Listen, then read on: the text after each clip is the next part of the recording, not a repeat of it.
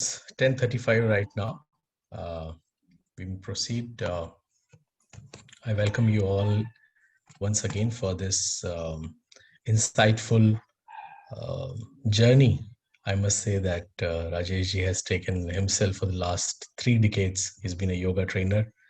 And as I introduce you all to him, he also plays the role of um, a corporate professional with a large IT organization based out of US. And whatever he has written in this book, I can resonate to each and every word, I must say. It's a fascinating book, was gifted to me during the lockdown by a very dear friend, Rajiv ji. He is here today. Yet again, a person who is a seeker, who's a follower, pursues spirituality, divinity in a very different way. And despite having various paradoxes of life, which we all have, as Krishna also mentioned it to Arjun in the Gita Updesh, in the paradox of life, we all need to find our own way. And that's exactly what this book, which is Happiness Beyond Mind, tells us. Many of the people who have joined in today, they've mentioned to me that they have either started the book or they've read the book. Uh, Today, what we will discuss with Rajesh is more a question and answer. Let him present his thoughts of what is the background of his journey when he wrote this book, as a service to others, I must say, and what is happiness beyond mind to him. As the title says, rising above helplessness, conflicts, and choices. What else could be the paradox in our lives, especially in an age that we are living now? I now welcome Rajesh ji formally for this session. It's truly a privilege to have you, sir, and we look forward to this wonderful session of wisdom and seeking with you. Namaskar. Thank you, Mohit. Thank you so much. I really appreciate it. Good morning, good evening. I know that several of my friends have joined here from the US as well, like Patal Lok, like what you say. So thank you for giving me this opportunity, Mohit, first of all. Really appreciate it. And what I have done in this book is to share a few of the concepts that I have learned personally and I have started implementing it in my own life. But before I go that, first of all, I want to wish each one of you a happy Diwali. And like what our the Indian government's slogan says, Satyameva Jayate. I think the whole idea is the truth will finally prevail. The truth at multiple levels. And here in the spiritual journey, we're talking about what is the real ultimate truth that is going to prevail and what is a falsehood. So on this Diwali day, I wish all of you that we will light that lamp of knowledge and light up the deep crevices in our minds to remove that ignorance so that we all can be blissful. I pray for all of us to get that wisdom. Okay, so I have a few slides that I prepared for this particular discussion, and you feel free to stop me at any point of time, and we can have an interactive discussion. And what I'm going to do is, share a few slides and talk to you about my journey and some of the few things that I've learned. In this book, I probably have written, maybe about 14 or 15 points that echoed with me. But given the paucity of time here, I choose to pick up maybe about 4 or 5 from this and talk to you about them today. So maybe I'll just share my screen and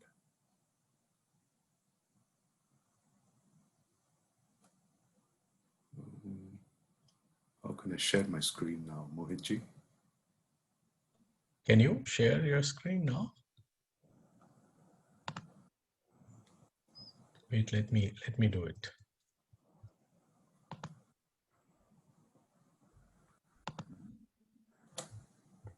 Just a second. Give me a second. Yeah, I think I can share it now. Yes, you can. Yeah.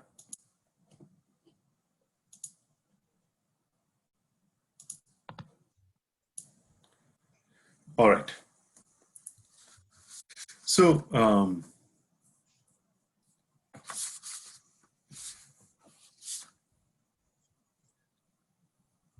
everyone has a story. And the reason why I wrote this book, first of all, was to share my own learnings and the principles behind are timeless. Like they say, when the universe was created, just as when we buy a refrigerator or a TV, the manufacturer gives us the user manual. When the universe was created, a user manual was created by the creator. And that user manual is called the Vedas. And those principles are timeless. So whatever principles that you see in my talk today or in the book, they are timeless. But the way that I have presented it is the way that it impacted me, right? Now, I'm not a very popular guy. I'm not a very well-known personality. And why would anybody want to read this particular book? You might be wondering. The point is this. The point is, many of us are seekers. In fact, all of us are seekers, I would say. We just don't know that. And there are inner conflicts in us. And because of these inner conflicts, we sometimes make sense of our circumstances. We sometimes can't make sense of our circumstances. So I want to talk to you about my journey, what has happened. And I'm going to start with the trigger, 1999, around June timeframe. So me and my wife is also on this particular Zoom session today. We were expecting, and unfortunately, we lost our first pregnancy. And it was a pretty shocking thing for me personally.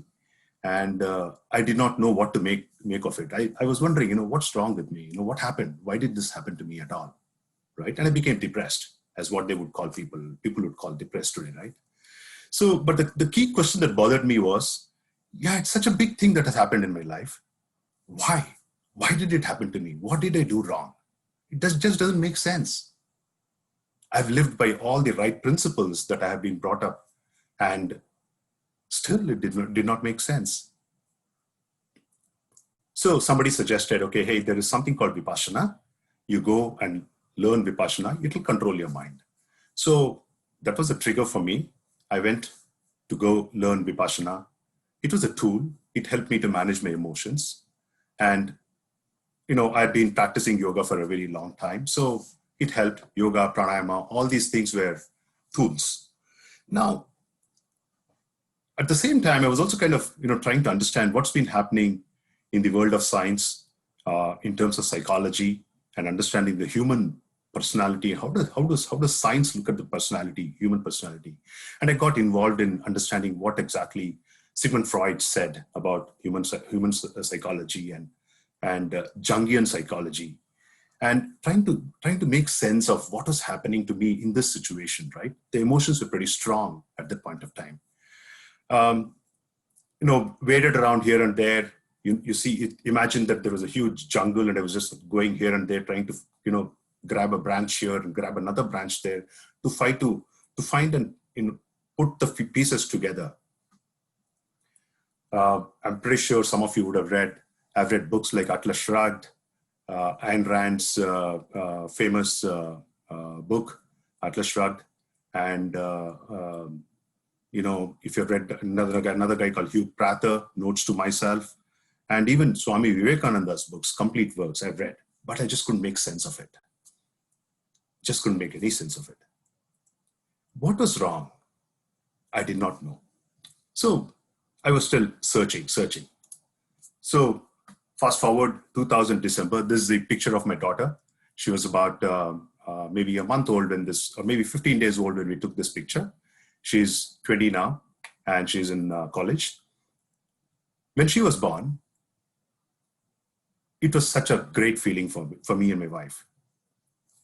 The pain that we had experienced about a year and a half back was completely erased. But the question did not go away. It was a beautiful event. But the question was, why did this happen to me? Why did that happen to me? And why did this happen to me? Two completely different events, two completely opposite events. But the question did not go away. The event went away. The pain of that event went away, but the question was there. It continued to remain. And fast forward 15 years, multiple things happened, some good, some bad. And the question never went away.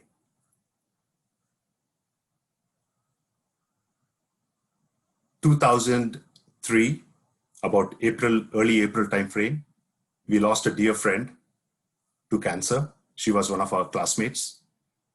And within a week or 2 weeks, my son was born. Again, birth and death, birth and death. We were just wondering, what's happening? There's something wrong. I just don't understand.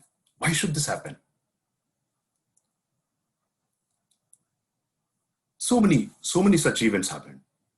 But that is when it struck me 5 years back that I was actually looking at the wrong mirror. What I mean to say by the wrong mirror is that I was asking a question, why me? Why did this happen to me? Who am I? These were the questions that I was asking. So the question has multiple parts. It has I, it has me, it has why. I was more focused on the why part rather than I was less focused on the I or the me part. So it was ultimately the right mirror, which they say as the Upanishads, that would tell you who you are. And therefore, once you know who you are, you're able to make sense of what is happening to your entire life. That fit the puzzle pieces for me together, right? And in the last 5 years of my journey, it's been pretty transformational for me personally. And I want to share, that's the reason I wrote this book, because I felt that the struggle that I went through in terms of understanding and making sense of it, a lot of people will go through that struggle. And at the same time, there's another thing that I felt, that is the Upanishads and the Gita, they're pretty complex to understand. So if there were a sort of pathway, formed by someone who shared the same kind of problems that we share, then maybe it'll be easier. That was the only intention why I wrote this particular book. So there are 5 takeaways that I want to share with you in my journey. And I'm going to talk about those key things. The first 2 things, happiness is our very nature, and we mistakenly identify with our body. I'm going to cover in the next couple of slides. And the next 3 ones that I will take it forward after I explain that. So the 5 are: happiness is our very nature. We mistakenly identify with mind and body. Death is just a pit stop in our journey to completion, to perfection. And there's a model, a psychological model that the Gita shares, the Upanishads share much more vividly. It's called the Kathopanishad model. I'm going to talk to you a little bit about that. And most importantly, mind management. How do you actually go ahead and feel happy, complete, irrespective of what it is, good, bad events, right? So before I get there, Diwali time, sweets. How many of us can actually define sweetness? I can tell you almost. It's going to be very difficult. Is the sweetness is in the laddu that is made, or is it when you bite it in, is it in the tongue, or is it when it goes into your stomach? Is it in the stomach? Where is it? Almost always, we get confused that sweets can give me that sweetness, but it is not that. Neither is the sweetness coming in from the tongue or from the stomach. So basically, if we can't even define sweetness, how can we define happiness? I read a World Happiness Report. It covers about 644 mentions of the word happiness, and I did not find a definition of happiness in that. Now, how useful is a report that doesn't define happiness? We are going to search for happiness. We are searching for happiness. But if we don't even know what it is, how can we find it? Now, fortunately, Swami Chinmayananda gives a very beautiful definition of happiness. He uses a simple mathematical equation. He says, happiness is number of desires that you fulfill divided by the total number of desires that you have. It's very simple, right? Now, First of all, why do we actually have desires? It seems to me that we have desires because there is something that we're trying to fulfill. There's some sort of a void in us. Okay, we feel that we are not complete somewhere, right? So there is some desire that comes up. Okay, if I do this, I'll be more complete. Now you do that, then you do another thing. You keep on doing multiple desires like this. And then there is this, whole basket of desires. So let's say that you have 1,000 desires, right? And when you have 1,000 desires and you have a limited time frame that you think about, say 80 years to 100 years in your life, and you divide that 1,000 desires into multiple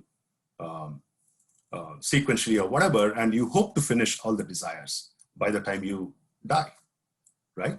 Now, the very fact that I present this equation in this fashion, you might think that this is an easy problem to solve because all we need to do is run faster and fulfill the number of desires that you have. But here is the problem, right? The problem is we don't know when we are going to die.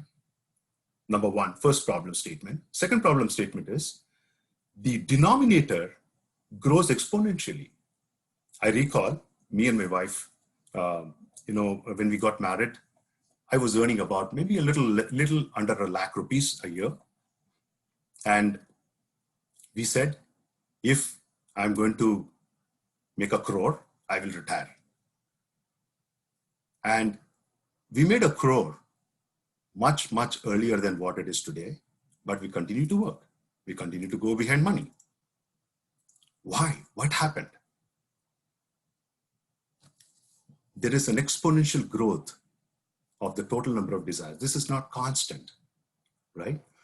Unfortunately, the numerator, we will have to go with a linear way of fulfilling our desires. What I'm saying is, at any point of time, the more desires that we fulfill gives rise to newer desires, which is the denominator, and then it becomes an endless loop. Now you see, there's a futility in this whole equation. There's a sense of incompletion, first of all. So, irrespective of how many of our desires that we chase and we complete, there is going to remain this sense of incompletion. Now, how do you overcome this sense of incompleteness that we have, right? The scriptures talk about 2 ways. One is a numerator focused, one is a denominator focused, right? The numerator focused is something which is very, very easy for each one of us to understand because that's something that we do naturally today. We do it every day. I want to buy a house. I want to buy a car. I want to get into a relationship. I want to get out of a relationship. These are all the desires that we have. For what reason? We want to be happy, ultimately. We want to go ahead and fulfill these desires. And there's also another pathway that the scriptures define, which focuses on understanding the total number of desires, which really makes sense. And there is a way of fulfilling all the desires in the numerator and in the denominator, if only we understood what it means. So I'm going to talk to you about that in a minute, but just bear with me for a second.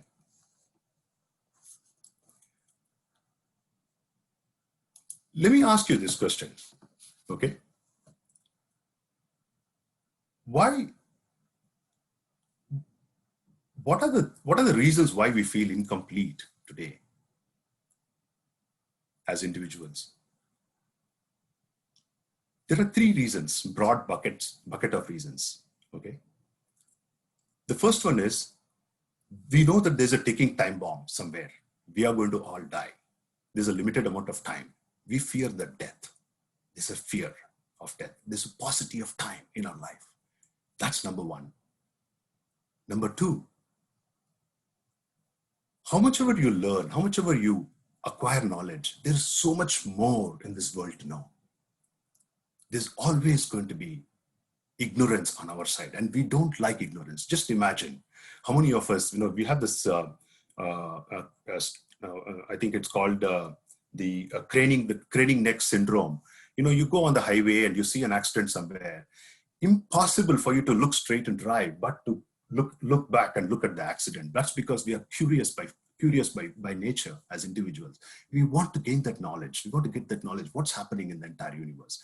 But the problem is, how much ever we learn, how much ever we study all through our entire life, it is said that it'll be as much as a handful of sand that you can pick. But the amount of knowledge that you would need to learn is as much as all the grains of sand in the entire beaches of the world. So there's always a sense of incompleteness with respect to acquiring knowledge. It's our ignorance, right? The third one is the pain, physical and emotional pain. So, I mean, none of us go look for pain. It happens. But we actually look for happiness, completion, peace, but it happens. So these are the three things, right? Time, ignorance, and pain. This is the reason why we feel this sense of incompleteness within us. Like I said, in introduction, why me or who am I? If we start chasing on the why part without understanding the I part or the me part, then probably we're not doing the right analysis of the problem. So first of all, we need to also understand who we are as an individual. Okay, so the scriptures state, especially the Gita and Upanishads, when we go through it, it states clearly that, most of us are wrong about our self-identity. Now think about this.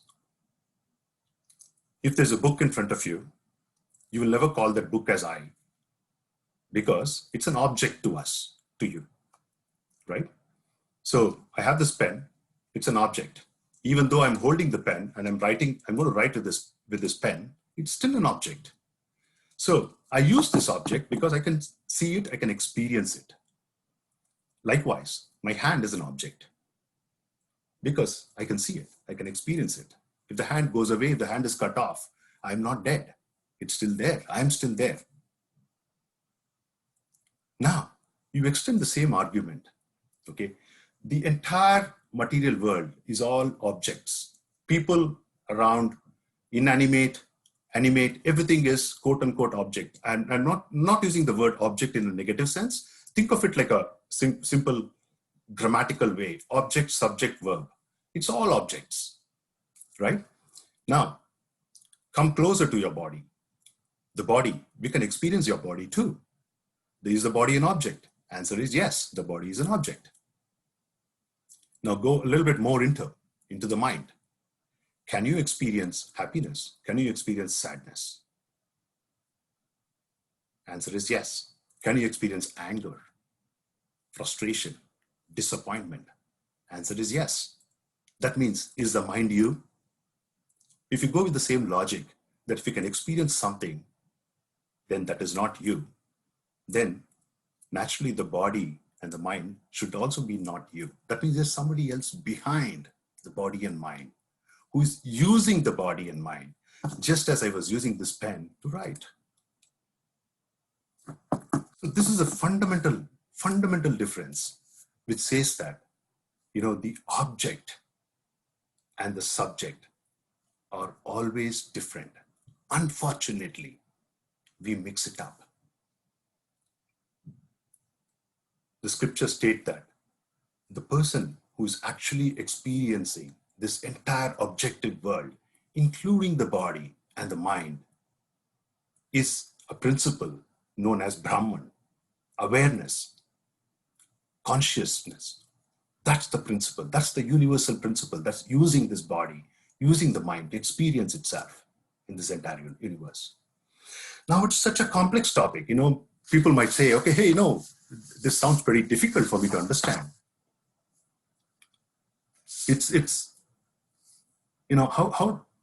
how did this happen? All the while I was thinking that, if I'm eating a piece of chocolate and I'm enjoying the piece of chocolate, then it's my mind that's enjoying it, or it's my body that is liking it. But now you're saying that I'm not the body, I'm not the mind, right? Now, there's a question that we'll ask. Are we really incomplete? Is the scriptures saying that, you are somebody else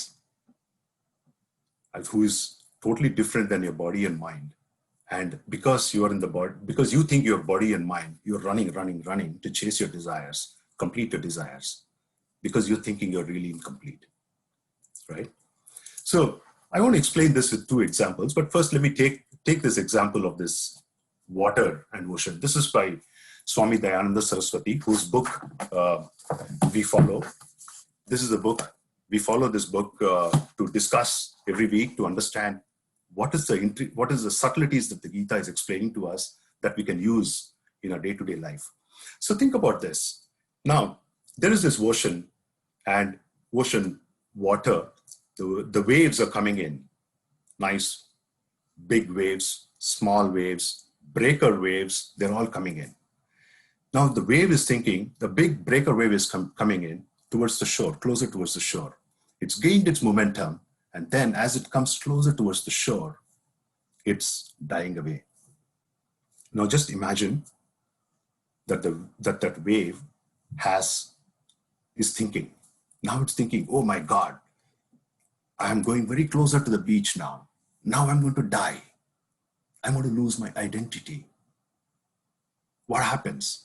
The wave obviously dies. But what happens to the water behind the wave? Does it die? No. It goes off to the beach like this, then it goes back into the ocean. In the whole process, the water which has come from the ocean in the form of a wave continues to exist.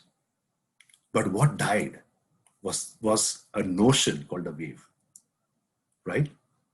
Now, in the same fashion, look at it from another perspective. Imagine that you have a pot, something that like this. Now there is space inside the pot. Now, is that space different from the space outside the pot or within the pot? In reality, no, because the pot cannot exist if there's no space. But if that space were intelligent, let's say intelligent like us today, the pot will, the space, it will say, oh, I think I'm limited by this shape of this pot. If tomorrow the pot shape changes, the space inside will say, okay, I'm limited by this shape, right? Or the volume or whatever. But in reality, it's only an apparent illusion, because the space, if you shift the pot from point A to point B, it's the same space. There's no difference in the space. But that intelligence assumes it is limited because it's in the body and mind. Now, that limitation happens because of our body and mind, we are colored. The way that we look at the world, it's like putting on a colored glasses and looking at the entire world. We obviously will see in a colored way. That's exactly what's happening to us. That's when we think we are incomplete. Now, because we have that pure awareness has associated itself with the body and mind to experience this entire universe, unfortunately, what has happened to each one of us is that we think that we are not who we actually are, but at the same time living a life of what the mind wants, what the body wants. So think about it this way. I have a prosthetic arm, okay? Now, I have this prosthetic arm, and I'm holding a mobile phone in my hand today and walking on the road. Now, this prosthetic arm is artificially intelligent, smart. It knows that somebody had hurt it some time back, and it saw that person coming in front. Now it suddenly asks me, give me a stick. I want to go beat that guy. And if I give that prosthetic arm a stick, and if that goes and hits that person, is it going to make any sense? Is it what I want? Probably not. Now the same thing is happening. The real person who is within me is someone who is living a life different than what that person is, because that it is living a life of the mind or the body.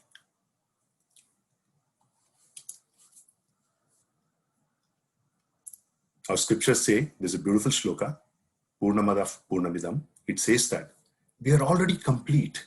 We are already fulfilled. We are already that limitless entity. Because we make this mistake of assuming, mixing up, the mind, body, and that consciousness entity together, and then we experience that limitation because suddenly, if I'm here, I'm nowhere else, right? Because I'm assuming that I'm this body and the mind. But they're saying, like the water from the ocean, which forms the wave, which is also water. You are the water. You are that unlimited, limitless conscious being. And you got to realize that. That's your true identity. Now, why is that important? Why is that important? If it's important because when it is limitless, it doesn't need anything to be happy. It is happy. It is happiness itself. That's the most important point. So, because of our mistaken identity, now coming back to my first 2 points, because of a mistaken identity with our body and mind, we think that happiness exists outside of our body and mind, and we start looking for them. And the premise here that we're making is that happiness is not in the objects, because objects change. And even if the objects don't change, we change. Our preferences towards those objects change. Relationships, people, it changes. Which means that, the body's preference, the mind's preference towards anything else, sweets, food, people, relationships, titles, all those things keep changing day in and day out. And if they don't change, if our preferences don't change, those change. The importance what we give them change. So it is not, happiness doesn't exist anywhere else other than within our own self. It's our true nature. We have to realize that. So these are 2 things that I want to talk to you about. Now I'm going to talk to you about switching the topics a little bit. I'm going to talk to you about a little bit about death. In the recent past, I have I've had challenging times where we've had some deaths in our family, and at the same time, we got to look at it. What exactly does death mean, right? Now, most of us assume that life is a straight line, beginning at birth, and you go through X number of years, undefined X, and then you die. And once you die, you're obliterated. There's nothing else remaining out of you. Fortunately, the scriptures say totally opposite thing. And here, we may have to rely on Albert Einstein's theory where he says that energy can't be created or destroyed. So if you assume that, what happens to the thoughts that you had? What happened to the memories? What happened to the intelligence that you have acquired? What happens to that when you die? Nobody knows. But our scriptures give us an answer. In Gita it says, Vasansi jirnani yatha vihaya, navani grunhati naroparani. Just as we take away old, worn out clothes and throw them away for washing or just discard them and wear fresh ones, the mind, the subtle body, everything else that is not physical, that you see, that you can feel and touch, that part of it just goes away from the physical body to go find another body. And when I say another body, I'm being very careful here. It is not necessarily a human body. It can be any body, right? So here is what I want you to understand. So death is basically a pit stop in our journey to completion. Why? Just as we don't want to wear an old soiled cloth because it's no longer serving its purpose, when the body doesn't serve its purpose, the entity within the body just drops it and says, I no longer need it. Let the other people take care of this, what is not required. And I will go on and go find another body. That's the reality of it. Now, why is that important? Now, it is important because suddenly when you think about it, step back and say, okay, hey, all the while I thought that I'm going to live only for maybe X number of years. And in the recent past, I have seen that X does not exceed maybe 120 years. That's all is going to be my max lifetime. Now, suddenly you are having a possibility that you are able to live longer beyond this 120 years, because now your lifespan is gone, be much beyond. The mental body continues its journey. It has its own pluses and minuses, but we'll discuss that a little later. But the whole point, what I'm saying is suddenly the point that there is no need for us to be worried about a physical death. The fear of death goes away. And that's such a powerful, liberating moment for us, because we really don't have to worry about, what's going to happen to me at death, or what's going to happen to my loved one at death. They're just letting go of the body. They're just continuing on the journey. It's fine.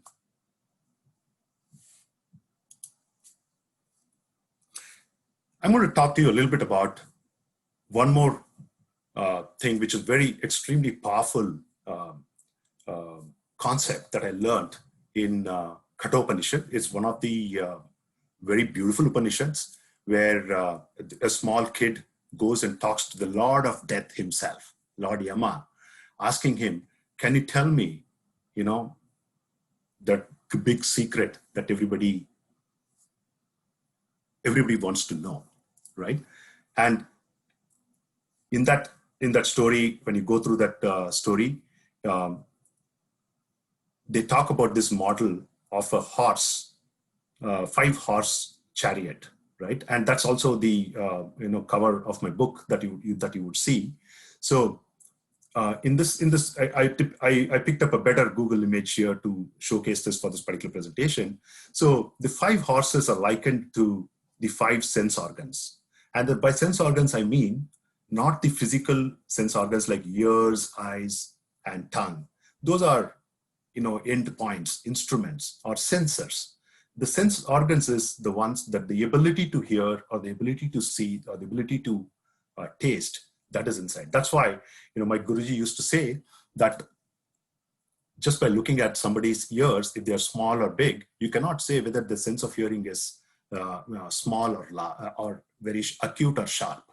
It's very difficult. It'll be impossible to predict that.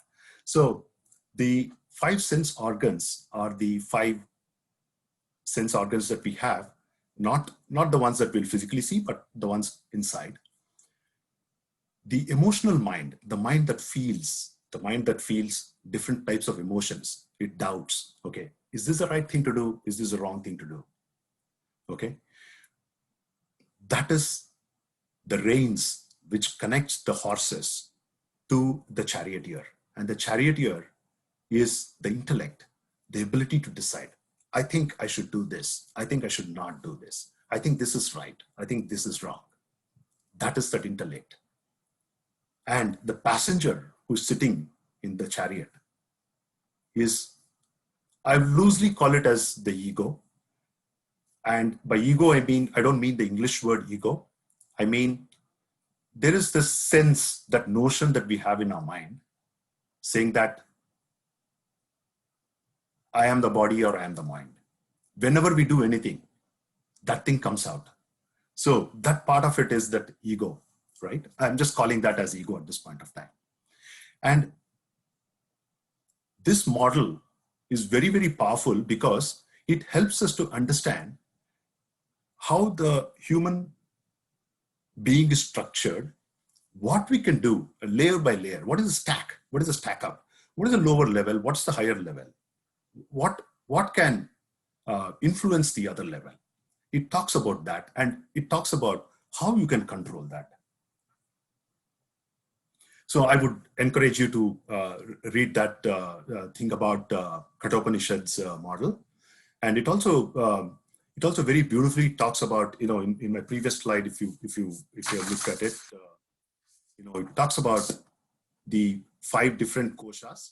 So one thing that I want to tell you is the physical body, what you see here, that is likened to the entire chariot, right? And the rest all is the subtle body. And that's the one that will continue its journey towards completion. Now, the reason why I said it's a double-edged sword that will continue on this on its journey towards completion is, if we don't know what is completion, it will keep on going. Okay, it will take birth, it will go through the same thing that we are going through now, and one day it will die, again go through it, which Adi Shankaracharya says very well, in Bhajagovindam, Punarapi Jananam, Punarapi Maranam. But if it knows that what is my end goal, who am I, then it's a short circuit. Within this lifespan, we can be that happiness. We can be that completion that we are looking for and searching for things in outside world. We can already be that. So you understood the model now. We understand that, yes, there is a happiness is our very nature, but we don't know that because we make the mistake of identifying with mind and body. And potentially 80 to 100 years is not the lifespan that I'm going to live. I'm going to live for much longer, millions of years, perhaps not. And perhaps not is very important in our journey to completion. And that's where mind management becomes very, very important for us. Now, what is Gita's take about mind management? What I mean by mind management? First of all, if you look at it, when I talked about this death, I said that the physical body dies, the subtle body goes forward. Now, which also meant that that subtle body, that mind, which before it takes in another physical body, it is carrying forward whatever memories, thoughts, decisions that it has taken so far into that new body. Yeah, they may not, come to fruition immediately because the physical body is not yet capable of doing multiple things. Maybe I'm very good at playing guitar, but that ability is there in me, but I'm still a baby at this point of time. But as I progress, that skill comes out. I'm a talented singer, but then the genius comes out at an appropriate time when the physical body is ready. Now, the whole point is this: the mind is the only thing that we carry forward from a previous birth. If we are fortunate enough to take the birth of a human being again in this birth, then we have the opportunity to improve our mind. We are already fortunate that we are born as human beings and we have the ability to improve our mind, so that we can, by the time we die, we would have enhanced our mind, improved our mind in some fashion, hopefully, much more closer towards completion. And what does Gita say in that whole process of enhancing and improving the mind? And this is very important for us to understand. Gita's take is very simple. Gita talks about 6 categories of negative qualities that a mind has, because of which it gets caught in this trap of, looking for happiness outside, doing things that is not its true nature, right? It's doing it for the mind. The mind says, okay, I want this, I like this, I'll go ahead and get it. But it's vicarious pleasure that it's getting it, because the entity that you are not the mind. So it says that there are 6 categories: kama, krodha, lobha, moha, mada, matsarya. And I must thank a couple of my Gita study group friends. They gave a very good acronym called 2KLM3, if you want to remember this. So kama, krodha, 2K, L, lobha, moha, mada, matsarya, M3. Now, what is it? Okay, kama is desires. And I would like to say selfish desires. Why selfish desires? Why not desires, right? There's a difference. Desires can be anything, but selfish desire means that you would want. When I identify myself as saying that I'm the mind and I'm the body, then I'm trying to aggrandize myself. But the moment you say, I have the desire, and that is not selfish, it could be that, I want to do something for the society, then you're already identifying yourself with a larger society. And then as your mind starts expanding, you are identifying with the entire universe. right? That's the whole game. Now, if it is selfish, then you are already limiting yourself within this mind and body. Now, how does this selfishness manifest, right? And Gita has a beautiful way of talking about this.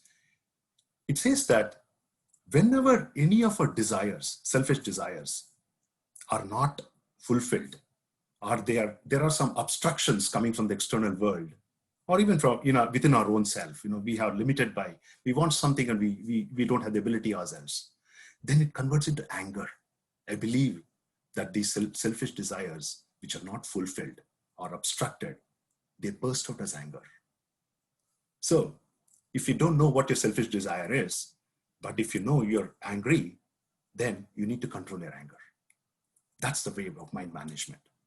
Now, what is, I'm sorry, I just had to move the screen, move this a little bit this side. What is greed? The other thing that we talk about, which is lobha. If you've gotten something, you don't want to lose it. That's one form of greed. The other form is you want more of it. Now you know the reason. We started off when I told you about my journey that, I was earning ₹1,00,000 and we said, okay, when we earn 1 crore, we will retire. It never happened because they wanted more, right? Now, delusion. What is delusion is that the very wrong idea that only if my selfish desire is fulfilled, I'll be happy. That's delusion. That's a wrong notion in the mind. Pride. What is pride? The feeling that I did it. Only I did it. Only I can do it. That's the wrong notion in the mind. Now, the last thing, matsarya, jealousy. This is a very interesting thing. It's very closely related to anger. I'm not able to do it, but I saw somebody else do it. Then I feel jealous about that person.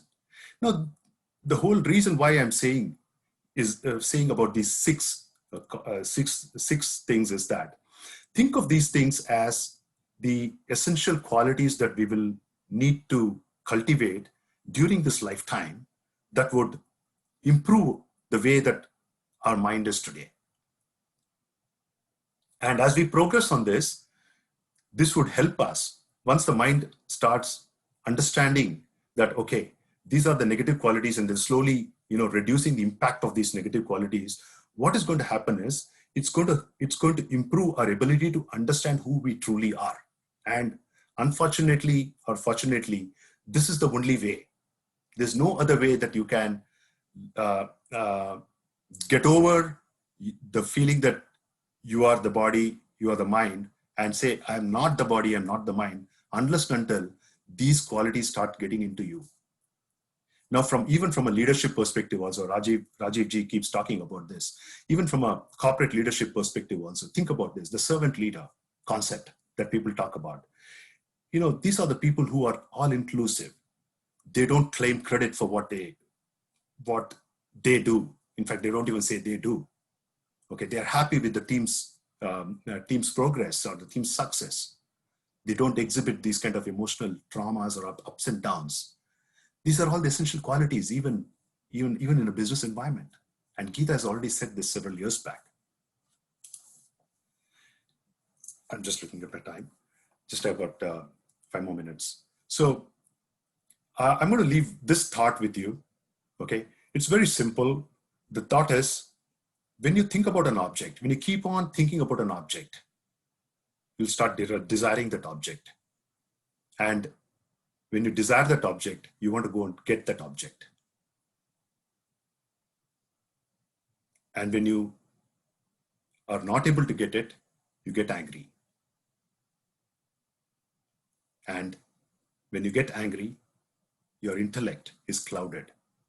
It happens to every one of us. We can never think straight when we are angry. And when our intellect is clouded, we make wrong decisions. And when we make wrong decisions, a series of wrong decisions, it leads us to a downfall. This is a very beautiful shloka, verse 2.62 and 2.63 in Gita that talks about this. And the most important word that I want to highlight to you is the word called attachment in this. Nowhere in Gita it says that you should not have desires. Nowhere it says that. On the contrary, it says that you must have desires. But what it says is that let go of the attachment towards the desire. And when Gita says that let go of the attachment, what it says is that if you have this idea that only if this desire is fulfilled, that I am getting completed, that's attachment. Gita says, let go of that. The moment you let go of that, that limited being that we think we are breaks off. We are more expansive. I want you to leave that thought with you on that. So I've got a couple of more minutes. I just want to tell you what is the journey that the scriptures define and what's the journey that I took. Okay. First of all, it's a discontent and disbelief that I had. Okay, I'm not the body and mind. Then who am I? Okay. That's the disbelief part. And I was discontented. There was discontentment and I didn't know how to fix that. Start with the discontent, this disbelief, then slowly we listen and we clarify. And when I say we listen, I mean listening to the scriptures, understanding what is the true meaning of these scriptures are. And then you get these doubts. Okay. Then you start clarifying these doubts. Then you slowly, over a period of time, all the fog in the glass gets removed. And then you're able to see clearly. As you do this, you have to use the lifetime. And when I say lifetime, today, to prepare and practice what the scriptures are saying. Basically, change the mindset that you're thinking about as a limited being and fake it till you make it. You think differently in terms of how you truly are and start acting that. And if we do this in the right way over a period of time, maybe one birth or multiple births, whatever it could be, there is an exit path, right? The better we understand this cycle, lesser doubts that we have, and then there's an exit path, then you actually become that Satchitananda. So I talked to you about the three reasons for discontentment, right? Ignorance, time, and pain. Actually, Satchitananda is the exact antithesis of these three limitations that we experience as individuals. What has been my journey? Just one last minute. I was searching for who am I. It was a confusion, mixed bag for me for a long time. And I met my guru. Incidentally, even my mom and dad are on this call. The same guru is also the teacher for my mom and dad. And the beauty was I had been exposed to the teachings of Gita right from my childhood, but it never got into my head till I was prepared. Okay. And I met him 5 years back and my life changed. What is the path? The path is very simple. It says Karma Yoga, Bhakti Yoga, Dhyana Yoga. And I talk about that very detailed in my book, but I'm going to share 1 minute in the next slide for you. And daily commitment to transform myself. This has been my journey so far. My last slide, and Mohitji, if you permit me, this is my last slide. What do I recommend for anyone who is interested to figure out, okay, is this path going to be useful for me? What do I do? Maybe I should try. What do I recommend? First thing is, we have to start from where we are. So we make no changes in our day-to-day life, except one small change. Whatever that we do with an attitude of Karma Yoga. Karma to Karma Yoga is what the one change that I would suggest you do. Basically, what it means is three things. There are multiple things it says, but I'm going to summarize it for you here. Stop claiming doership to anything that you do. That's the most important thing. Second thing is, do all your duties even if you don't like them. Because likes and dislikes are coming from the mind. Duties come from the role that you're supposed to be doing in this particular life. Third thing, accept all results of your work, good or bad, desirable or not. Because the only way, the mind will start calming down, accepting the reality. If the mind understands that the impact of likes and dislikes is much lower on it, and over a period of time, the mind is calming down, and then those fogs in the glass, the analogy that I was using, will keep going away. Second, listen to basic concepts. Now, this is where the concept of mirror comes in, okay? We have to use the right mirror. If you use a convex mirror to look at yourself or a concave mirror, it will show a distorted view of yourself. You have to use a proper mirror. And the proper mirror of I, the definition of I, is nowhere else other than in the Upanishads and in the Gita. So if you want to really understand who is I, there is nothing else that you can do other than go to this source. And my recommendation, based on what I have learned so far, is please, you might want to start at least 30 minutes a day for a minimum of 6 months. Listen to Tattva Bodha, Drik Drishya Viveka, Bhagavad Gita. These are the 3 texts that I want to encourage each one of you to listen. Actively start listening. There are multiple podcasts. Swami Sarvapriyananda is very, very good. If you're interested in Tamil, Swami Guru Parananda, who is my guru, he'll be good. There are multiple other Swamijis who follow Swami Dayananda tradition. You can listen to them. Why do you listen to them? Inquire the purpose of your life. What is your self-identity today? How do you define yourself? What areas do you experience unhappiness?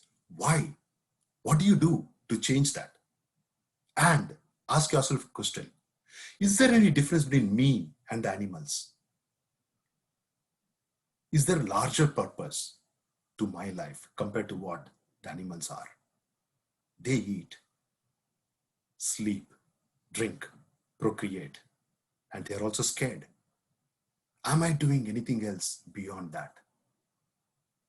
How can I come out? Last, stick to a daily practice, 40 minutes a day. Think of the body and the mind as your instruments and keep sharpening the instruments every day. Physical exercise, whatever that you like it, 20 minutes a day. Control diet, this is very important. Control diet, eat only when you're hungry. Because the more you eat, the more lethargic you become. Third, some sort of a ritual. It could be meditation, chanting, or going and doing some sort of a puja, whatever that you like. Okay, 20 minutes. When we keep doing these 4 things, karma to karma yoga, listening to some concept, this is very important, the second one. Inquiry, keep on at the back of your mind, keep on thinking, okay, why am I here? Why am I here? Sticking to a daily practice, slow and steady, it will win the race. And this discipline and the teachings will definitely guide you. And that's what my guru told me. And I'm so blessed to share what I have learned with all of you. And I would hand it over now to Mohit ji to see if there are any questions from the audience. Thank you, sir. Thank you very much. It was truly fascinating to listen to you. And now what I would do is, we have some questions from people who have joined in. But before I take the questions, or I request everyone, whoever has a question, they can open their mic, they can open their videos, and they can have a direct chat with you.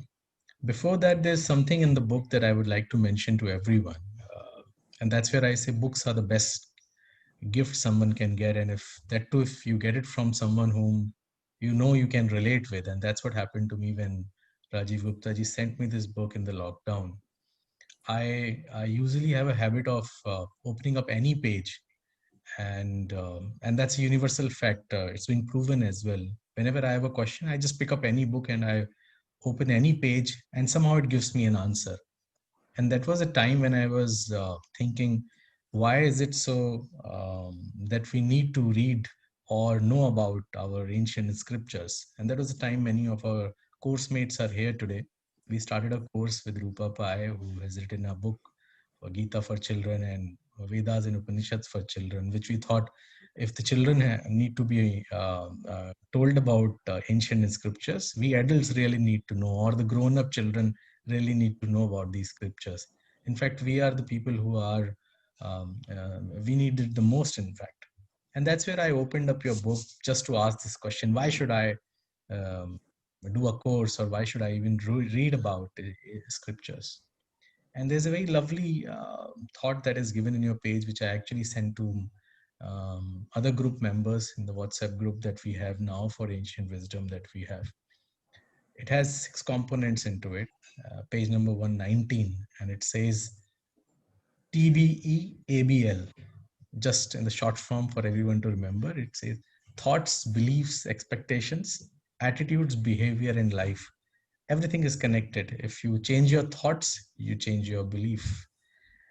Your beliefs change, you change your expectations. Your expectations change so that you can change your attitude. And when your attitude changes, your behavior changes. And now, what happens when your behavior changes? Your life changes. And that's why I think it's very important to follow a routine.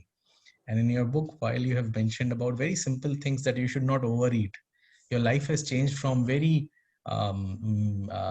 rock metal music to simple bhajans, simple things that you can understand now. Earlier in our school days, considering many of us are educated in the Western way of education, for us listening to a doha or say a mantra was like, it's not so cool, man. Let's listen to Pink Floyd. I listen The Wall, TBLR. I've heard everything, and it used to be very cool as well to copy someone else. But I think rather than copying someone else, it's better to be whoever you are. And in fact, in the corporate world, a lot of people would agree, or in many other places, since after World War, we have adopted the corporate strategy based out of what happened in the World War. So everything was very loud, shouting, and if you don't speak very strongly, if you can't shout in public, if you cannot tell people with a lot of energy, you don't have energy. But certainly that's a loss of energy, I must say, and that's what Newton always tried to do. That's exactly what I think he was trying to tell us in the physics laws. So that's what the book is. I would recommend everyone to just follow the basic simple rules that Rajesh ji himself practices. And now I would request everyone, whoever has a question, you can raise your hand, you can open your mic, you can open your video as well, and can feel free to ask the question. I think Arvind has a question which is very much the question everyone asks. So Arvind, I would request either you can take up the question yourself, or I can narrate it for you. Choice is absolutely yours. Okay.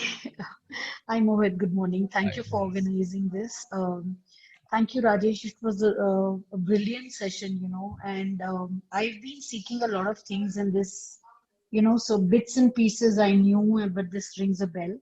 But I have a question for you. I'm a little confused. When you talked about the mind, that is what carries on to the next birth as well, whether it's human life or life in any other form. Would the samskaras, what we refer to as we get, if you, I mean, whatever I've read and understood, that there are some sanskaras you're born with. So are these, is this the mind? Is this the same thing? That's what my question is. Yeah. So, Inherent nature of a person, basically, when you are, at birth, because you might have two children and both of them are very different, right? So would the yeah. mind be equivalent to the same thing that I'm understanding it? Yeah, you would say that because I would say yes, it should be the same one, because the English word mind is not a very good equivalent for doing that. Samskaras or vasanas are the better way. So each person, even twins born, they will have different samskaras. They just happen to have the same biological parents. That's all, who give them the physical body, so they look alike, but they may not think alike, because they come from they bring in something else from somewhere else. That's the vasanas or the samskaras is what we call it. Okay, thank you. That answers my question. Thank you. It was a wonderful session. A lot of thinking that needs to go in now. And practice, of course, as you mentioned. So, yeah, thank Thank you. you. Thank you, Arvind. Mr. Jasawala, do you have a question? or anyone per se. I think you have to unmute yourself, sir.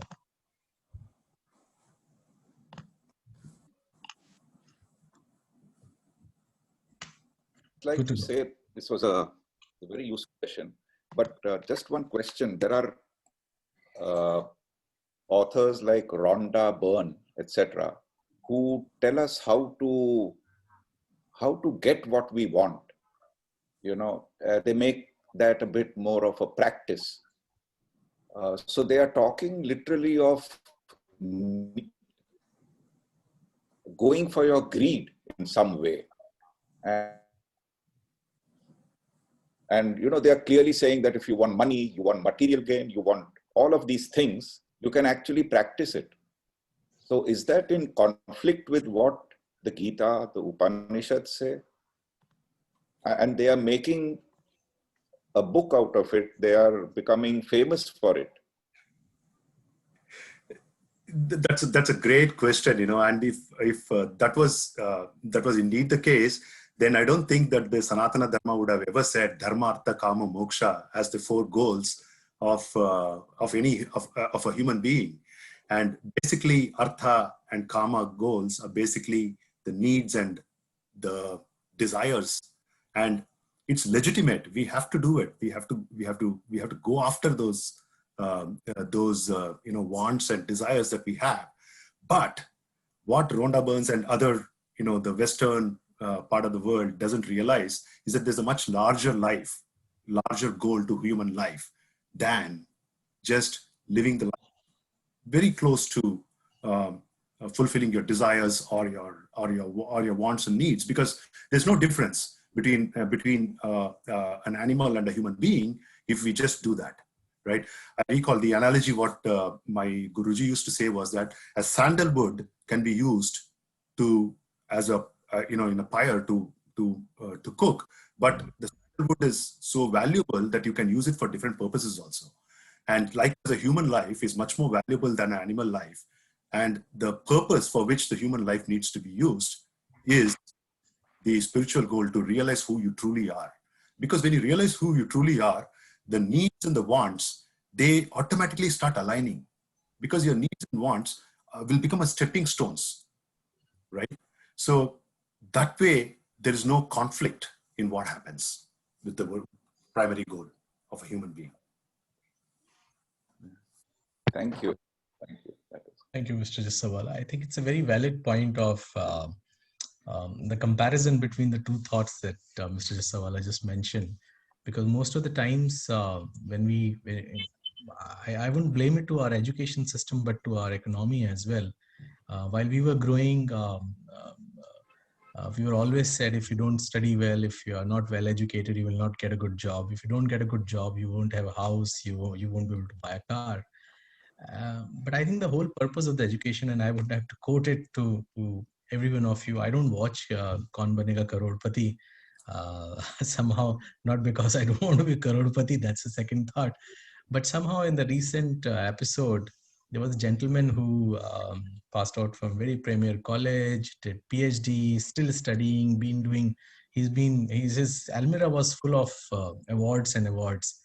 And everyone was predicting at least he will make a lot of millions out of this session with Mr. Bachchan today. And guess what? He used all his 4 lifelines in the first 2 or 3 questions, I guess.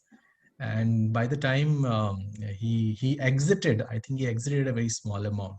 So there's a correlation to what really the wisdom that we get from education. Rather, it's a continuous process. And you also mentioned happiness is ever learning. Happiness is to know who we are.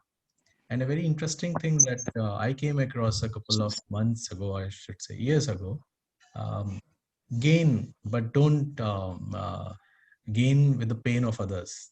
And that's the only question we keep need to asking about ourselves of anything that we do. So for example, yesterday it was Diwali and everyone was saying, why not firecrackers? It gives me happiness. Because every TV ad or every greeting that was coming on WhatsApp or anywhere, it had firecrackers in it, right? So it was a demonstration of happiness that if you burn firecrackers, you hear the sound, you enjoy. Now, but imagine a firecracker, a simple snake that is a 3 rupees snake which you burn and becomes a snake is equivalent to 240 cigarettes. Now, just imagine your gain or your happiness out of the one firecracker was equivalent to giving smoke to 240 people as one cigarette itself. I think that is one fundamental question we all need to ask. And my question to you, Rajesh ji, is very simple.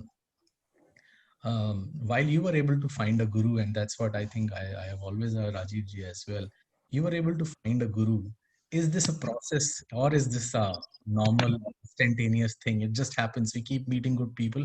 So, for example, there are almost 40 people here today.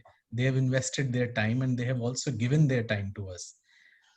So either we meet them here or we just follow the process. How do you get the guru?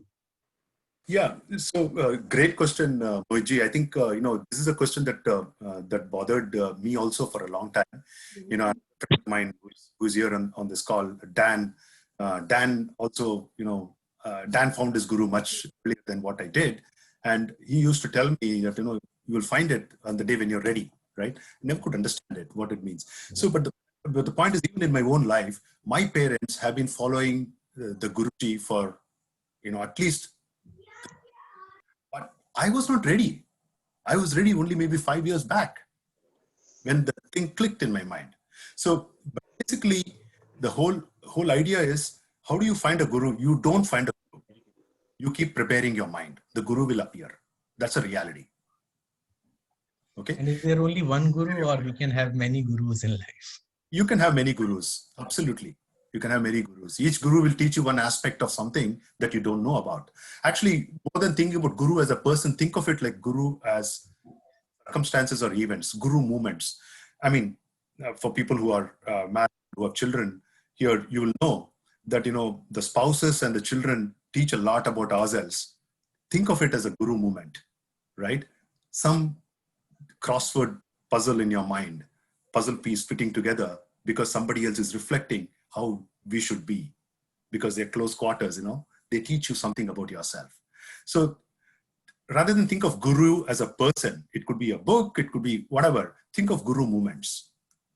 And there'll be one at one point of time where your mind will meet somebody else's mind so easily that the knowledge will start flowing from that person or from that book very, very easily to you. That is your guru at that point of time. Fantastic. I would request everyone, in case they are more interested on this subject, this 17th, including since Rajiv ji is also here, we are hosting a session with Shri M, who's a noted spiritual leader, on his new book that is coming, which is The Homecoming, on 17th evening alongside Rupa Pai. So in case people would love to join on the discussion, feel free to join. I would request anyone to have their question, open your mic, open your videos so that people can see. It doesn't look like a very mechanical thing. There's slightly expression-based interaction with everyone. Please feel free, everyone. We are not many people here, but yes, it would be good to interact with everyone. Rajesh and Mohit, hi. Thank you for hosting this session. My name is Subramaniam. Subbu and Rajesh, this question is to you. First of all, I think when we talk about the scriptures and the interest to gain and understand, I think it all starts with a process of our ability to get into the mode of self-inquiry. Like you said, I was able to relate to what you were saying, that my parents used to tell me a lot of these things when I was a young boy, but I was doing it very mechanically because I had to be a good boy to the parents. But for me to pick up a Gita, it took me the age of 40 to first pick up the Gita and try and understand. And that too, I read a summary of the Gita, and I did not read the full Gita. Okay, but today, like you said, I really enjoy the sessions, in YouTube's by many speakers on the subject of Vedanta, the philosophy, Bhagavad Gita, and many others. And it gives me a lot of, solace, and even in corporate circles, etc., to understand and apply these principles. Okay. My question has always been that, I took a long time to sort of, understand and start to begin to understand, not even understand fully, but just start to begin to understand in this journey. If I had to ask you this question: how is it that we can, prompt this level of self-inquiry, or the Gita way of life and our Indian way of life, etc., the Sanatana Dharma, if I have to inculcate this in my children to help them this journey? Great question, Subbu. Thank you for that. And I think, it's a very, very tough question to answer. And I think the only way that I have seen is I can tell it from my own personal example. My parents who are on this video call right now, they have never forced me to do anything. Okay, least of all, follow this. But they followed. Whether they knew whether they were on the right path or not, only they know. But they just followed it. And because they followed it, I followed it at the time when I was mature. Maybe, if my parents had expected that I should have been following the Gita by the time I was 16 or 17, sorry, it did not happen. It happened when I was 45. But I did. And I don't regret it at all. Yeah, thank you. I think finally it's every individual's journey of transformation, right? And maybe it is, I don't know whether you call it the timing, it happens at a particular stage, but I think what you're saying is right, that, as parents, we just need to sow the seeds and sapling and show them the way of life. And at some point in time, I think Absolutely. They will just imbibe and take it forward. Yeah. Thank you very much, Rajesh. They will only learn by not what we tell them, but how what we do. Yes, what they see us do.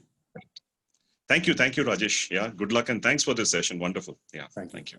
Yeah. Anyone else? Yeah. Hi. This is Visu. Hi, Rajesh. Yeah, it's very nice. Yeah, very nice talk. Awesome. I just, I think I was with, I could relate with Subbu. Basically, you don't want this to happen very early at the kid when he's not ready. Also, there is an optimal age for this, and you would seek it when you really need it or when you got to that point. So there is some, as you're born, right? You also don't want to do injustice to your talents. You know what I mean? Basically, you wanted to achieve something. You don't want come way in, of course, for great people like or like Shankaracharya, maybe they're greats. They actually can mature at 8 years, 9 years. But I think for all the mere mortals, I think we are talking about 30s, 40s, 50s. God knows, sometimes people don't even realize that for 60s, there is no set age for anybody to learn anything. This is like, there's no stress of not knowing Vedanta. I'm pretty sure you will get to a stage where you don't answer some questions when things are going your way. You don't need Vedanta, but when you think that things are not going, then you automatically you will seek, and things will come to you, whether a book, a guru, a person, a session, doesn't matter. Something will come to you because you're actively seeking it. Yeah, thank you very much for that. I think my question is more like, see, Vedanta seems to, I wouldn't want to use this word, but more selfish, as in it's all about you. You don't let other things disturb you. You sort of close yourself that way, the less disturbances. But then where is this, for example, there are a lot of things happening around the world. So I always get confused between, should I be opening up myself to actually feel compassionate, but then it also has the side effect of me getting stressed out because I'm not able to do enough. So where do you balance that? Instead of, I don't want to be in the shallow, at the same time, I don't want to expose myself to be vulnerable. So where is this balance? Because that's something that bothers me sometimes. So just want to see your opinion on it. Visu, I think you and I did a course together called Purusha Sukta, right? And the very fact that the I that you expressed just now in terms of saying that, okay, the selfishness part of it, right? It's not the selfish I that we're talking about. Right, correct. Yes. Yeah. Who is really is that magnificent, all-inclusive person. Yes. Right. That is who we are. Right. Just because we kind of it's seeing through the mind and body of this particular individual, it's kind of limited. So if somebody is suffering, if there's an attitude that, okay, that if I can do something, I will do it. If I can't do it, I'll just pray, hoping that the suffering will reduce, will be a great attitude to start building up that mental capacity to start experiencing that expansiveness of the mind. Because Vedanta is not dry. At the end of the day, there are so many different techniques that it goes on at different levels, where right from the thing like talking of some meditation, I'm just talking about some meditation technique, right? Right from the time you say, okay, relaxing at the body level, it goes on for you to meditate, to imagine the entire universe within yourself. Right. Right? And when you do that and when you experience that, then you really don't see that you are different from other people. You don't see different from others. And then you start protecting the environment to the best possible that you can. The people, the other, living beings, you don't harm them anymore. Yeah, I think that, the prayer or bhakti, I think I didn't get exposed to that as yet, but I think that might be the only way. I'm talking about things that bothers you, but you can't do much. I think maybe prayer is the answer for that. So far, I didn't get to that stage. Maybe that would come naturally. At this stage, I'm into the self-exploring stage, and how is it? But your answer is correct in the sense that the I is not really the small, limited sense I. There's a big I you're talking about. Okay, correct, perfect. correct. Yeah. In fact, Gita says that, as long as you have that sense that you are the body and mind, and if you still want to go beyond that, then the only solution is prayer. Chapter 7 to chapter 12, the first 6 chapters says who you are, and if you're still confused, then you say pray the next 6 chapters. That's all it says. Great. Thank you. Awesome. In fact, while we are talking about prayer, in your book at page number 123, you have mentioned a fantastic book, which is the chapter about prayer works. And you've given an answer to this, that a prayer need not be a Sanskrit chant. It need not be a rhythmic poem. It can be as simple as an intent, a positive, powerful intent. And that's what you have mentioned in the book as well. And I actually tried it on the dining table because many a times just to tell others that, see, I've learned a lot, I've known a lot, I know all the Sanskrit chants and I know all the verses. But in that race, yet again a race, we miss out the basics, the basic common sense. And I think common sense is the most uncommon thing. What you have mentioned in your book is a simple prayer, which I would like to narrate to everyone. God, grant me the serenity to accept the things I cannot change, courage to change the things I can, and wisdom to know the difference. And I think that wisdom is the only ask that we ask, whatever we do. And now it's already 12. I didn't realize this is one of those sessions where we believe the time should not be limited. We should be in a different time and space in terms of the physics, but it's already 12 now. I would request anyone of you, if they have a question, any expressions that they would like to share here today, any experiences, else we will proceed ahead, and because it's too late for Rajesh there in the US. Hi, Mohit and Rajesh. I just want to express my compliments and thanks to both of you for the wonderful session. And as both of you had mentioned, and Mohit knows that I'm a seeker, so a lot of my beliefs got shattered during this call. That I've been following that. Mohit, what you had said, that whenever you are in doubt, pick up a book, open any page, right, and you'll get the answer. And a lot of people used to tell me that how can you do that, right? You need to follow a thing from the beginning to the end, right? But somehow, right, I'm not built like that, right? So that. And then another thing which I really liked when Rajesh said that you don't have to look for a guru, right? You need to continue to prepare yourself, right? And there could be multiple gurus, right? There's there's nothing to say, right, that you should follow one and not the other one, right? So a lot of, I think, small learnings were there in the session for everybody, and I'm taking a lot of them out. So thank you, Rajesh ji, for sparing that time from there. Thank you, Mohit. Thank you. It's my pleasure very much. Thank you. Rajesh ji, anything that you would like to add? Because then we will conclude the session. Oh no, I think I would encourage each one of you to not let go of that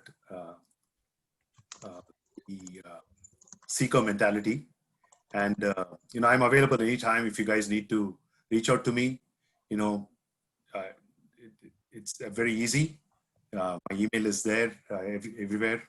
I'm on LinkedIn. Just reach out to me, and happy to support anytime in anything. Perfect. So I think thanks a lot, sir. Thanks, Rajeshji, for being here today and agreeing to our request. My heartiest congratulations, and I wish a good success to the book so that it reaches as many people as possible, and it definitely brings in a positive change. I would also like to convey my thanks to Rajiv Gupta San, who's here. Despite his busy schedule on a Sunday morning, he still took out time to be here along with other friends. And to all the course mates of ancient Indian wisdom that we have at City Book Leaders, and all the other seekers who are always the patron of City Book Leaders. Thank you for joining us. And that's what books do to us. They help us connect to the right set of people and also to give us the right answers as well. I convey my regards, and thanks to Ridhima for managing the backend for us for this call.